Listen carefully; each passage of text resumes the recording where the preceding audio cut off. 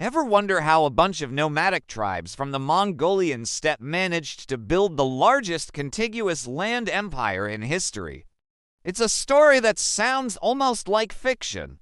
In less than a century, the Mongols conquered more territory than the Romans did in 400 years. So, what was their secret? How did Genghis Khan and his descendants become so utterly unstoppable? Let's start with the man himself, Genghis Khan. Born Temujin, his early life was brutal. His father was poisoned, his family was abandoned, and he was even enslaved. But these hardships didn't break him. They forged him into a brilliant and ruthless leader. He united the warring Mongol tribes under a single banner, not just through conquest, but through a revolutionary idea, meritocracy. Before Genghis Khan, tribal loyalty was everything. You were born into a tribe, and you fought for that tribe. Genghis threw that system out the window. He promoted his generals based on skill and loyalty, not their family name or tribal affiliation.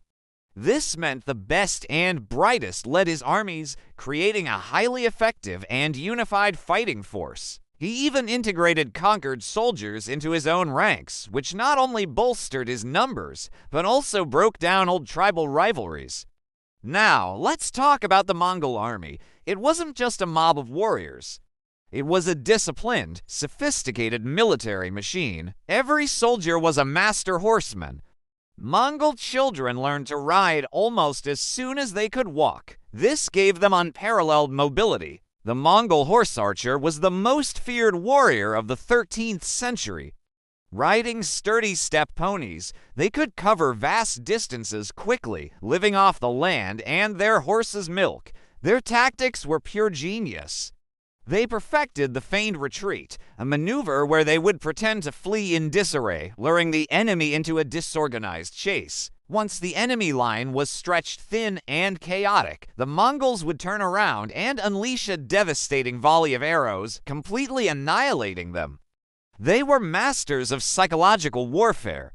Before attacking a city, they would often offer a choice: surrender and be spared, or resist and face total destruction. News of cities that chose resistance and were subsequently wiped off the map traveled fast, and many other cities chose to surrender without a fight.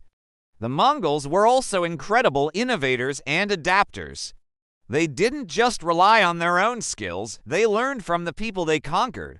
When they encountered fortified cities in China and Persia, their traditional cavalry tactics weren't enough. So what did they do? They captured engineers and forced them to build sophisticated siege weapons like catapults, trebuchets, and even early forms of cannons.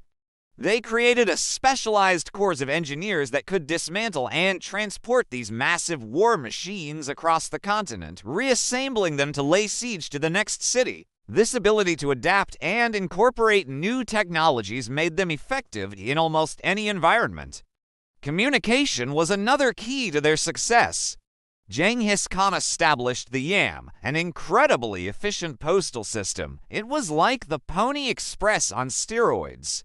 A network of relay stations was set up across the empire, with fresh horses, food, and lodging for official messengers. These messengers could travel up to 200 miles a day, allowing for rapid communication of intelligence, orders, and administrative news across their vast domain.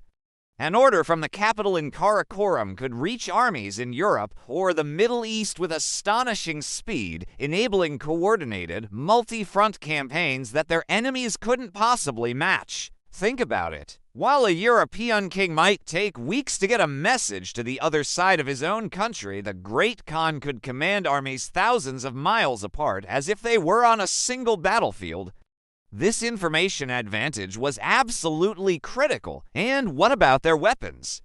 The Mongol composite bow was a masterpiece of engineering. Made from horn, sinew, and wood, it was light, powerful, and could shoot arrows with incredible accuracy over long distances, some say up to 350 yards.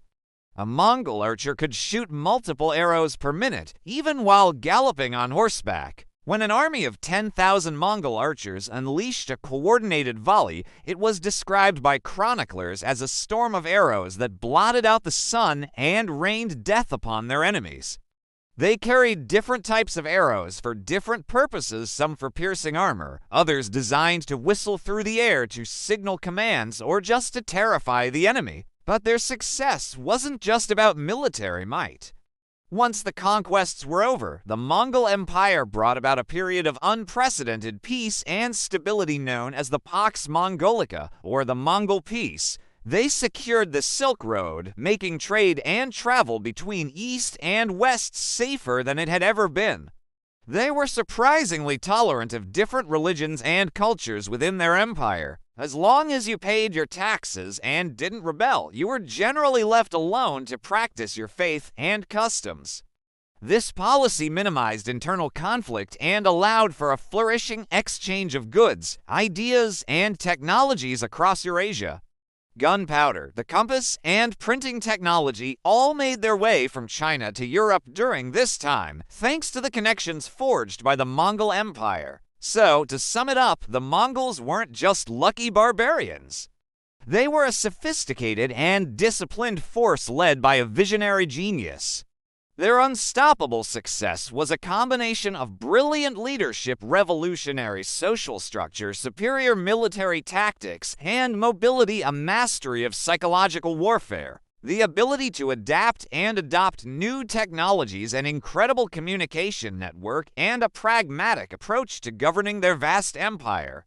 They completely reshaped the world, and their legacy, for better or worse, can still be felt today.